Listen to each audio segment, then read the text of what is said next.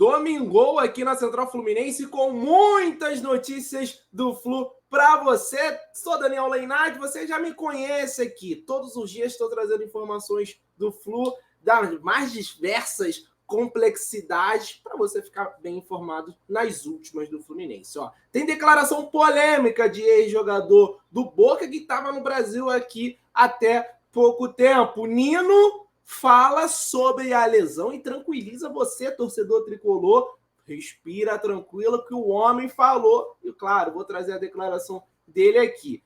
Observatório Internacional coloca o Fluminense entre as principais equipes do mundo. Vou falar muito sobre isso aqui. E CBF pretende injetar 200 milhões nas federações estaduais. Vou explicar essa notícia para você, torcedor tricolor. Então, essas serão as informações. Espero que você fique até o final desse vídeo comigo. Depois da vinheta, vou contar tudo para vocês.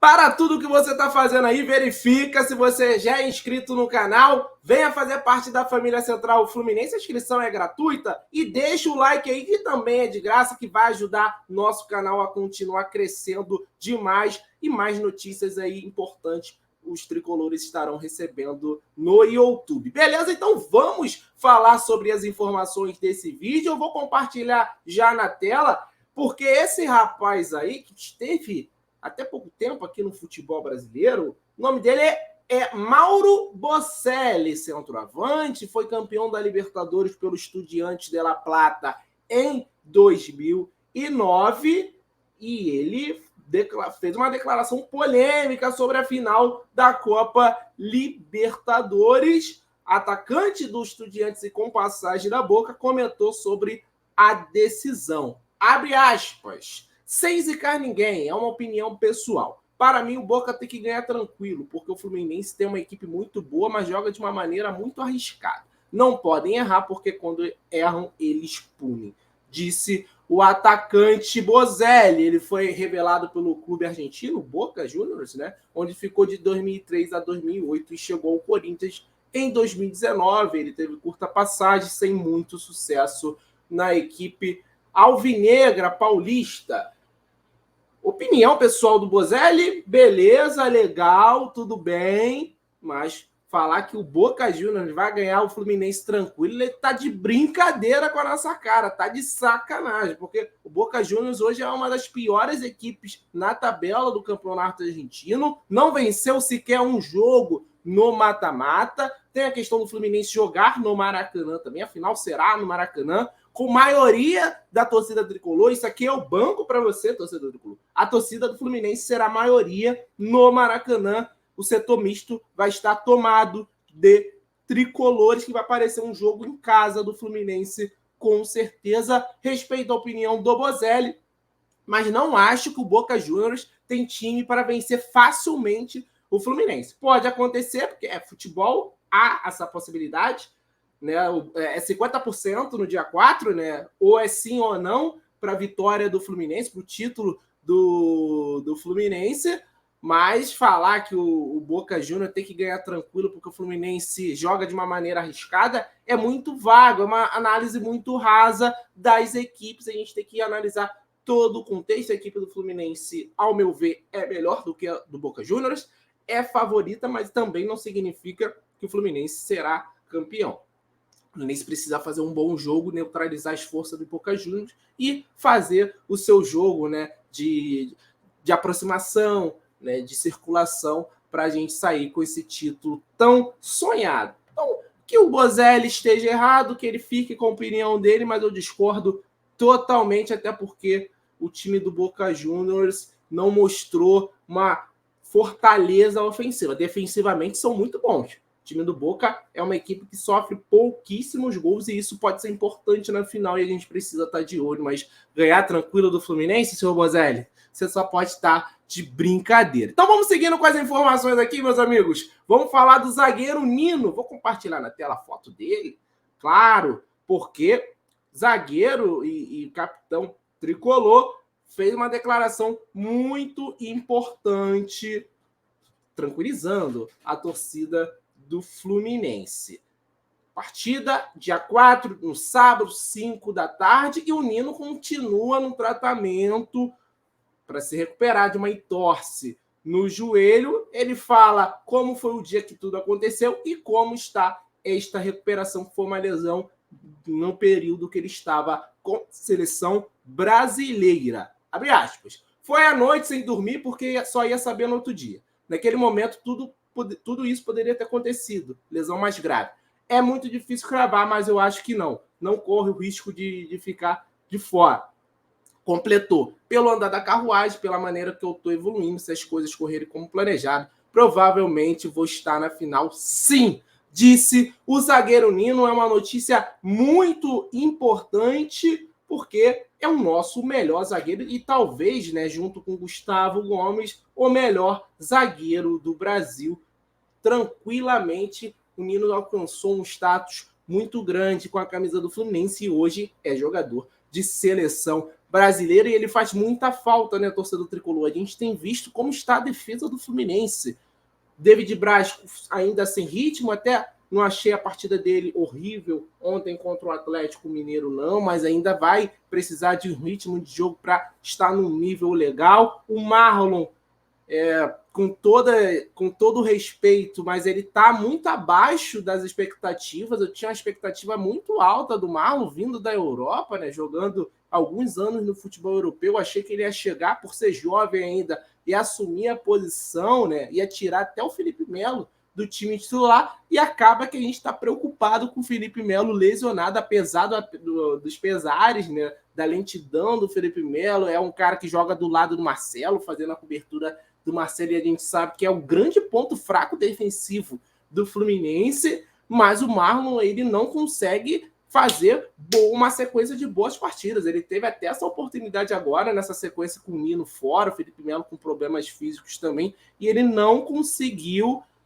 ter a confiança da torcida e do Fernando Diniz. Achei que ele foi muito mal contra o Botafogo, teve problemas também contra o Goiás. Então, precisamos muito do Nino, que é o grande líder defensivo, né?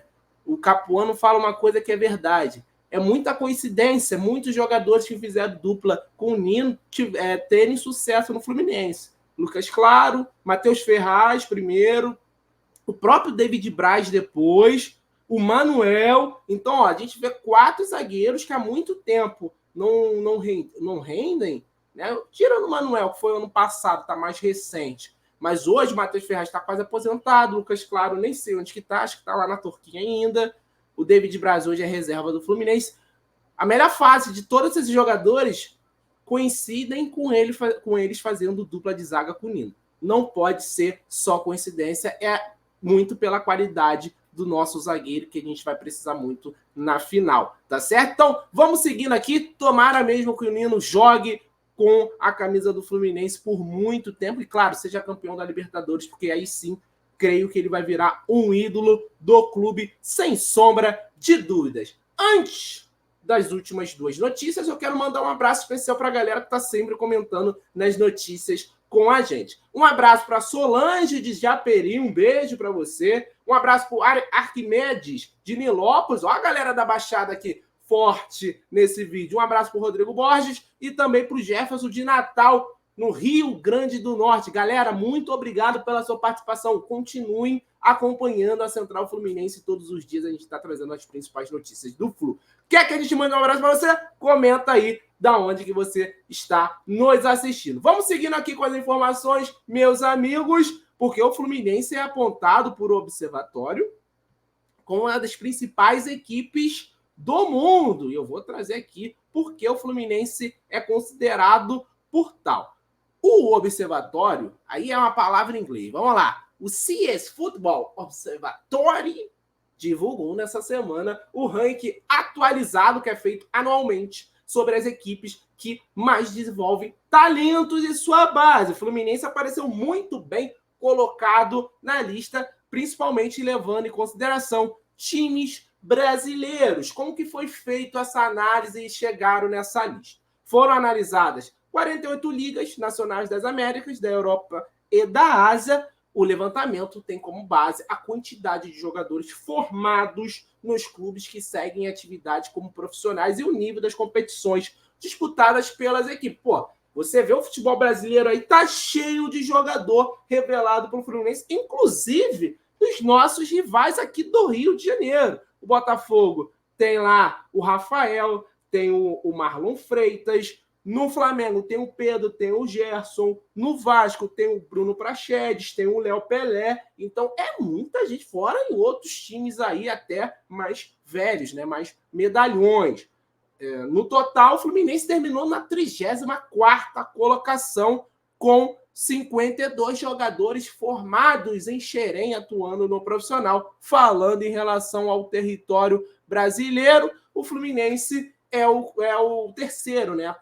Apenas só do São Paulo e o Flamengo. Então, o Fluminense é o 34º na colocação mundial e o terceiro com mais jogadores, né, profissionais nas ligas, só atrás de São Paulo e Flamengo, tá certo? O primeiro é o São Paulo, que está em 18º no mundo, o Flamengo em 24º, o Fluminense é o 34º, depois vem Inter, Palmeiras, Grêmio, Corinthians, Atlético Paranaense, Santos, Vasco e Cruzeiro, tá? Aí as posições deles são diferentes, né? O Cruzeiro já é o 90º, então o Fluminense está entre os 35 melhores do mundo aí nessa questão de desenvolver talentos. Ótima notícia para a torcida tricolor. Então vamos para a última notícia aqui, meus amigos. Porque tem uma notícia muito importante e interessante aí a nível de estadual. CBF, vou compartilhar aqui a foto, né, da sede da CBF, né, aqui no Rio de Janeiro, pretende iniciar projeto que injetará 200 milhões nas federações estaduais. Eu vou explicar agora qual é a ideia da CBF, tá certo? Ela convocou uma reunião para a discussão de um novo projeto, com o objetivo de fomentar o futebol estadual, que a gente, particularmente aqui no Rio de Janeiro, cansa de discutir, que está sucateado, tirando os 4 grandes aqui do Rio de Janeiro. As equipes menores, elas têm muitas dificuldades até de disputar competições, as competições estaduais e as nacionais, né? Chegar longe na Copa do Brasil, jogar uma Série D. Quase que a Portuguesa esse ano subiu, né? Teve lá, foi prejudicada, etc e tal. O Volta Redonda na Série C quase subiu para B também, mas são exceções aí do futebol do Rio de Janeiro, tá certo? A ideia é investir 200 milhões nas federações estaduais, então são 200 milhões dividido para as federações estaduais dentro do futebol brasileiro para que esse desenvolvimento seja realizado. O nome do movimento ou do projeto seria CBF Transforma, que é inspirado nos projetos FIFA Forward e a Conmebol Evolution. Com a quantidade injetada, seria possível, no planejamento da CBF, um suporte grande para que as federações aprimorarem a recuperação dos gramados, que são bem ruins a nível estadual, futebol de base, arbitragem, futebol feminino e outras diversas coisas. Entretanto, será necessário que cada um apresente motivos para que receba o dinheiro. Então, no caso do Rio de Janeiro, vai ter que fazer um projeto, um planejamento, porque merece receber parte desses bilhões para fazer a evolução do nosso futebol estadual. Hoje, o futebol do Rio de Janeiro, como eu disse, está sucateado. Os times pequenos não conseguem jogar, às vezes, na sua casa por falta de estrutura, por falta de laudo, por falta de cuidado no gramado, por falta de iluminação, uma série de fatores. Então, é um projeto interessante da CBF visando o desenvolvimento do futebol estadual por todo o Brasil. O Capuano já falou isso e eu concordo com ele. O futebol estadual foi meio que esquecido aí, né, pela elite do futebol brasileiro, né, pela própria CBF, né, porque enfraqueceram os estaduais. Hoje a gente tem estaduais que são, entre aspas, um peso no calendário, se discute muito até diminuir essas datas, mas não se chega a uma resolução saudável, né, que ajude também os times menores no calendário durante o ano, jogadores que não são de Série A, Série B, Série C, enfim, terem calendário para se sustentarem também. Então é um projeto interessante que a FERJ, no caso aqui do Rio de Janeiro, terá que fazer um planejamento, não só a FERJ, mas todas as federações, para receber parte dessa grana para desenvolver, porque eu acho muito importante desenvolver, né, a galera prestar um pouquinho mais atenção no âmbito estadual dos times menores, até para amplificar, né, as oportunidades de empregos para jogadores, para profissionais. Eu, particularmente, eu sou um profissional da educação física e eu pretendo trabalhar na área do futebol. Para mim, seria maravilhoso se os clubes menores do Rio de Janeiro e de todos os lugares do Brasil se desenvolvessem, que tivesse estrutura, porque vai abrir portas de emprego para todo mundo, né, diretamente e indiretamente, e isso é muito importante para o desenvolvimento do futebol brasileiro. Um campeonato carioca forte, por exemplo, você vê o Campeonato Paulista, é um campeonato muito forte. A gente vê aí na Série B um monte de time paulista quase subindo. Na Série C, a mesma coisa. Então, assim, a gente precisa fortalecer o futebol carioca novamente, como era até os anos 80, né? Onde que a gente tinha o América e o Bangu muito fortes. Aí, Bangu vice-campeão brasileiro, disputando até a Libertadores, né? É um sonho que é possível com muito trabalho e planejamento. A gente espera que a FERJ consiga fazer isso. Então, essas eram as notícias que eu queria trazer, meus amigos. Deixe o seu comentário aí, né? Comenta aí também de onde que você está assistindo. Espero que você tenha se inscrito no canal, deixado o like e também ficado muito bem informado comigo neste vídeo. Show de bola? Até a próxima. Hoje, 8 da noite, Domingão da Central, estaremos ao vivo aqui trazendo e analisando as informações do Fluminense, o time do Fluminense fazendo a projeção para a final. Faltam 6 dias, meus amigos. Tamo junto, até a próxima. Valeu!